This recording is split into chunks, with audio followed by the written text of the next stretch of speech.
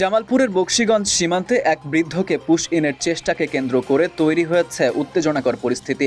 সীমান্তের 1082 নম্বর পিলারের কাছে ভারতীয় সীমান্তরক্ষী বাহিনী বিএসএফ একজন বৃদ্ধকে বাংলাদেশে পাঠানোর চেষ্টা করলে বাধা দেন স্থানীয় বাসিন্দারা। পরে ঘটনাস্থলে পৌঁছে পরিস্থিতি সামাল দিতে এগিয়ে আসে বিজিবি। প্রত্যক্ষদর্শীরা জানান, পুশ ইনের চেষ্টা ব্যর্থ হওয়ার পর দুই দেশের সীমান্তরক্ষী বাহিনীর সদস্যদের মধ্যে তর্কাতর্কি শুরু হয়।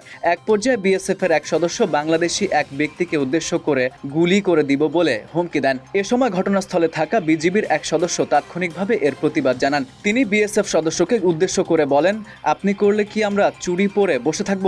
দুই বাহিনীর সদস্যদের এই বাক্য বিনিময়ের ঘটনায় সীমান্ত এলাকায় উত্তেজনা ছড়িয়ে পড়ে। পরে পরিস্থিতি নিয়ন্ত্রণে আসে। স্থানীয়দের অভিযোগ, সাম্প্রতিক সময়ে সীমান্ত দিয়ে পুশ ইনের ঘটনা বেড়েছে। তবে বিজিবি জানিয়েছে, বাংলাদেশের ভূখণ্ডে কাউকে জোরপূর্বক ঠেলে পাঠানোর যে কোনো চেষ্টা কঠোরভাবে প্রতিহত করা হবে।